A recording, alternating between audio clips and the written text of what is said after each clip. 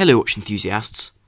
Now today I'd like to talk about smaller wristwatches, for those with wrists around the 6 to 6.5 inch size. And this is quite a major topic because a great deal of watch lovers do want a smaller watch which is far more wearable than the larger counterparts which are often discussed. Of course, often the problem is that brands produce their larger watches with all the features they can possibly offer, whereas their smaller ones are seen as lower range models, and therefore aren't given quite the treatment of the larger ones. However, in this video I'd like to cover a few watches which I think are exceptional value, with consideration to the quality of these watches and the features of these watches, at a size under 40mm, to make them wearable for the smaller wristed, and I know this because my wrists are quite small, and it can be quite difficult to find watches which don't stick out, or don't have lugs which are too long, and which stick out too far across the wrist. The first watch on this list is the Seiko Alpinist, or the SARB033. And this is a watch which is among the most charming and individual in the Seiko lineup,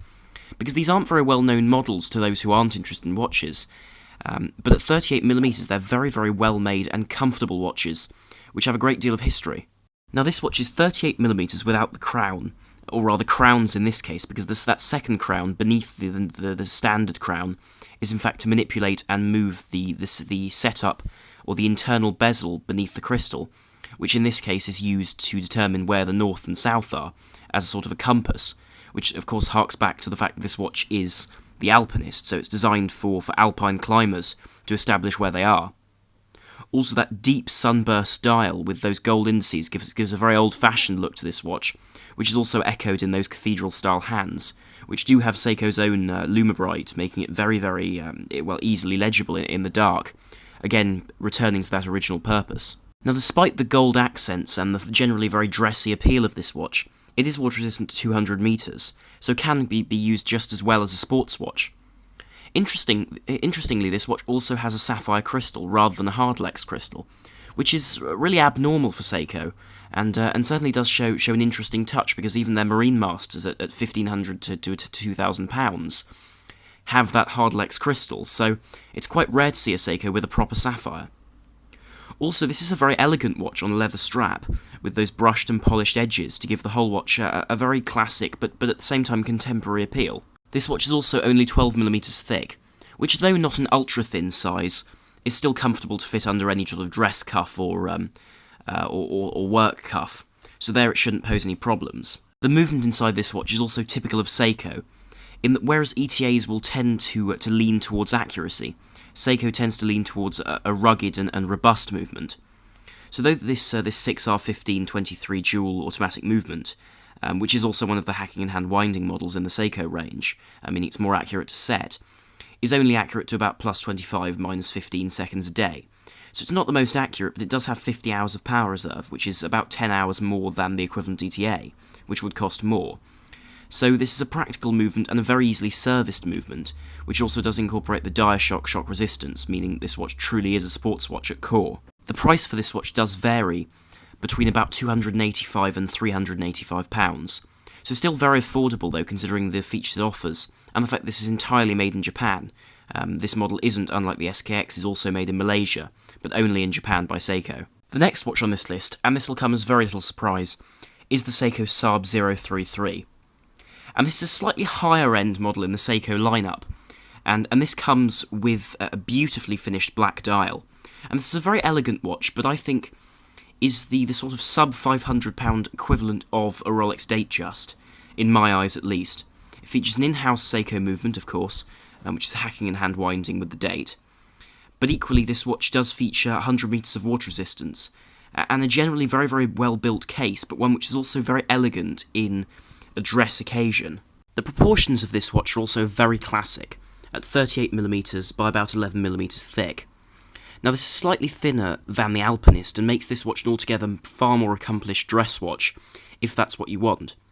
But equally this watch does have loomed hands, and a partially loomed dial to make it practical in really every scenario, whether one uses it as a sports watch or a dress watch. In addition to this, it does come with an exhibition case bag, and though the movement may not be much to look at, it is a nice touch to be able to look at the heart, if you will, of the watch. Also, this does have a very nicely signed crown, and this very typical case shape for Seiko,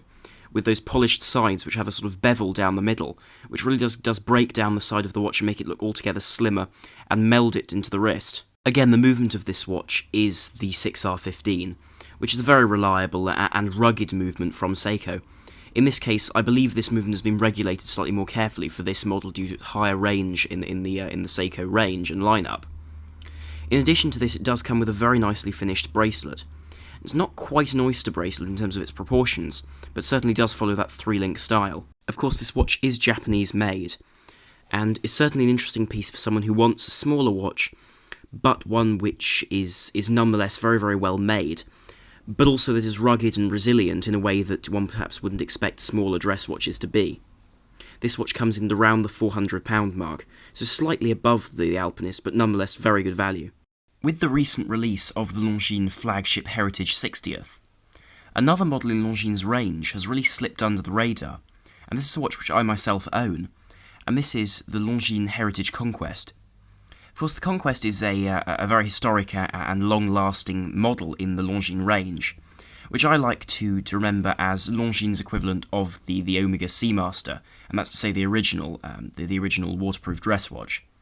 And this is a beautiful, fully polished watch at 35mm. And though this may not have the bells and whistles which the modern and more recently released flagship does, notably the small seconds, this watch provides a wonderfully elegant watch at a nice and comfortable size. This Longines is 35mm across, but due to quite a long lug length in comparison to the rest of the case, this watch actually wears very nicely even on people with larger wrists above 7 inches. Also, the dial is beautifully finished with a fantastic sunburst style on that cream-coloured dial. Also, it has the indices moved into the dial to place them shorter than the end of the hands, giving a very retro sort of look and giving clear space around the edge of the dial. Also, the indices are applied in this gold colour on this cream background, making them very legible in daylight, though of course this watch doesn't have very substantial lume, though it is present on the hands and the dial. In keeping with this colour of the gold applied indices, the hands follow this colour too, as do the Longines symbol with the wings. And all of these are applied and very heavily textured on that very heavily domed dial. Now, above the dial is a domed Hesselite crystal or acrylic crystal, and this is not terribly scratch resistant, but does give the whole watch a very classic look, and though it scratches easily, can be buffed out and repolished. The date, placed at 12 o'clock, also gives a very clear balance to the dial, and doesn't make it lopsided like perhaps a 3 o'clock date might. This also is an interesting place to put it, because it places it at a very clear point on the dial rather than 6 o'clock, and does make it nice and legible. Inside the fully polished stainless steel case is a Longines made ETA 2824. Of course, this is a very standard movement and is seen in quite a few watches, but certainly does offer great quality and a very easily serviced movement for the money. This is paired very elegantly with a calf-style strap, which is a nice match for the watch, and is certainly made very, very nicely, and is nicely bulged in the centre, to give it a very comfortable wear, but also to make it feel very luxurious on the wrist. The price of this watch is just over £700, and makes it very, very good value considering the features it offers, and the very high quality which goes into this watch. The next watch is the Stowa Flieger 36, and this is a watch which has been, the Stowa Flieger has been a very famous pilot's watch, and does follow that classic B and A style of wristwatch produced during the Second World War for the Luftwaffe. Now, these watches feature very large, very legible A-style dials, with those beautifully finished blued sword hands, and that wonderful second hand with the back end with a very long counterweight on the second hand, which gives a great deal of size to the second hand and makes it altogether more legible. This is really the perfect watch for someone who enjoys a small yet very legible watch, but who also appreciates the history of aviation. And this watch certainly does pay homage to that with that large onion crown, which is still in proportion with the rest of the case, but is clearly larger than a standard crown would be, thus making it far easier to access and use. In addition to this, the bezel has been shrunk in comparison to other Flieger models from Stowa, and this gives the whole watch a far more original look, and does make it resemble the original far more closely. Of course, the dial does follow those classic cues of the original, with the numerals running around the entirety of the dial apart from 12 o'clock, where that triangle with the two dots gives a very clear view of where 12 o'clock is, even in the dark. Of course, as per usual for a Flieger watch, this watch is provided on a beautiful leather strap, which offers great quality and really does bring this watch away from other sports watches. The case is all brushed, giving it a very utilitarian yet elegant look, which I think isn't found on a great deal of other watches, where a lot of Fliegers are simply bead blasted, which gives a very unified look, but doesn't make it as versatile as this watch is. A great deal of people will also appreciate the fact that this watch is no date, it only tells the time, which leads to a very clean dial design and makes this watch very much fit for its single purpose of being an instrument in the cockpit, which is certainly a sort of history and story which a lot of people will find interesting. The movement inside this stainless steel case is an ETA 2824, but it's very, very heavily decorated, far more than I've seen on other watches, where all the surfaces of the watch have a guilloche pattern to make them look altogether more aesthetically pleasing through the exhibition caseback.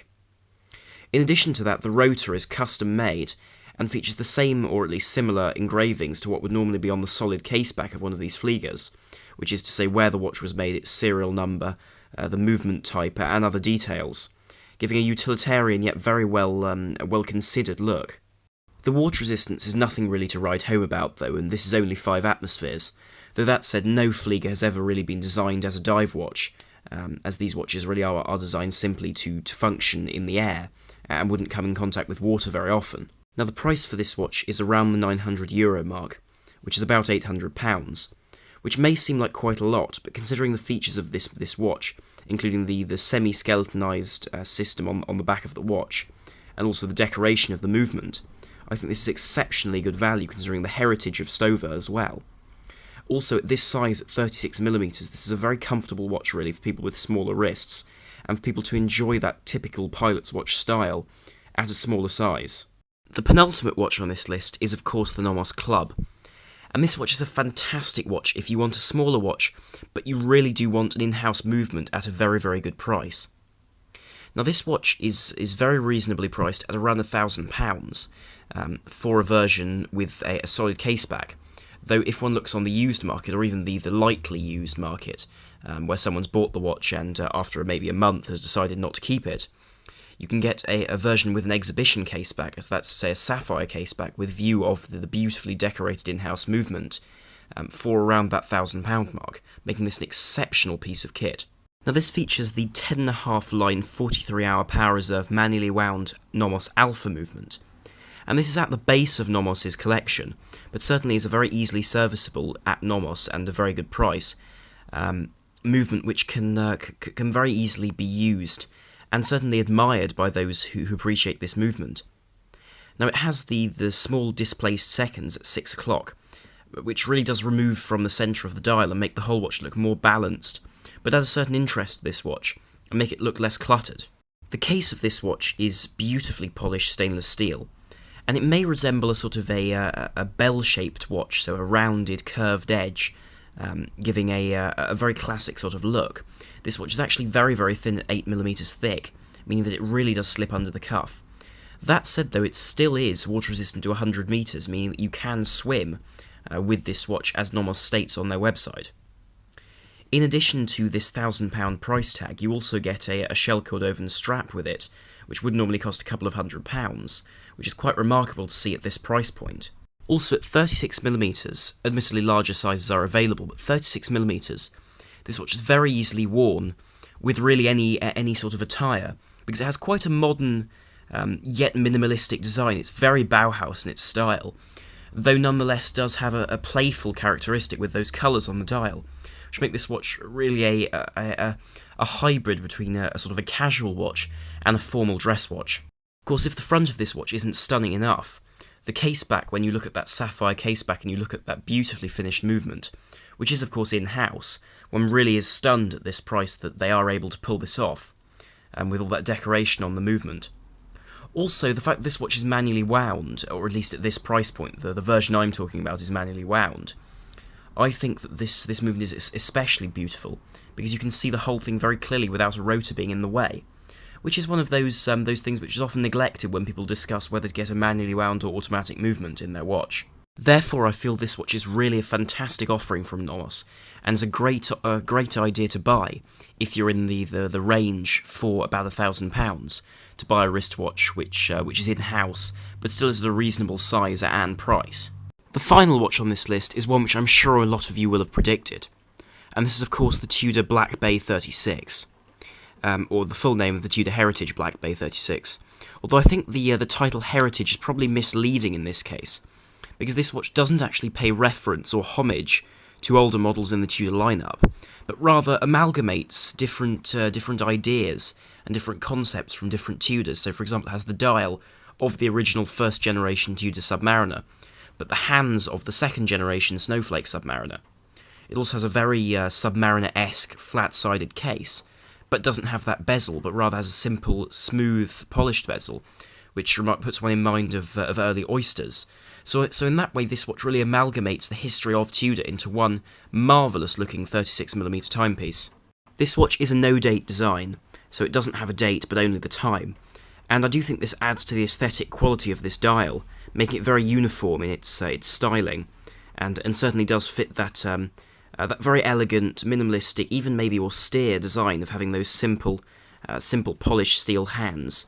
and that beautifully designed dial with the black finish, which isn't matte like the other heritage models in the Tudor lineup, but rather a shiny, more modern style. This, combined with the semi-polished and semi-brushed case, makes for a very lustrous-looking watch, but is remarkably understated at 36mm, and this is a real departure for Tudor. Now, this watch has received a great deal of criticism due to its size and the fact that it's not really a Black Bay on the basis that it's not really a dive watch, despite the fact that this watch will certainly hold up to swimming with 150 metres of water resistance. But I think this watch truly is a celebration of the Rolex and Tudor Oyster, with all the key features of various references, making for an interesting timepiece on the whole. Of course, in keeping with Tudor's history, this watch does have an ETA 2824 based movement inside it. That said, though, Tudor have made several modifications which do make this into the Tudor 2824, I suppose. And the most notable of them are the way the balance wheel is held has been strengthened, in addition to the fact that the manner in which it's regulated has been made smaller and more compact, to keep better timekeeping over a long period of time. In addition to this, the whole movement is protected by Rolex's special type of shock resistance to give it a level above Inca block, and to make it altogether more resilient to shocks and knocks, which I think is a good thing to see in this pseudo-sports watch. Now, on the basis that I own a Tudor now, having bought one last week, I shan't say the model actually, because I'll do an unboxing in the following week or so, maybe 2 weeks, but I can say that whether you buy it on the bracelet or the strap, you really are getting a tremendous quality item, in terms of the clasp being absolutely fantastic on the strap, and equally the strap itself being wonderfully made with a suede interior to make it more comfortable. And again, the bracelet is extremely well engineered to be very comfortable on the wrist.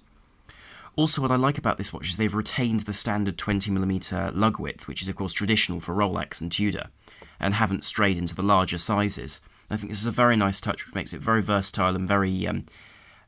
versatile in terms of the straps you can place on the watch. Also, with the neutral aesthetic of this watch, it really is perfect for combining with any strap of your choice. Anyway, that concludes this video of what I think are the best value watches for people with smaller wrists at under 40mm. So thank you very much for watching. Do please like, share and subscribe if you did enjoy this video and would like to see more content on the channel. Also, do please comment down below with what you think should have made the list, and also as to which Tudor you think I've bought. So thank you very much for watching. This is I'm on the Watch Guy, over and out.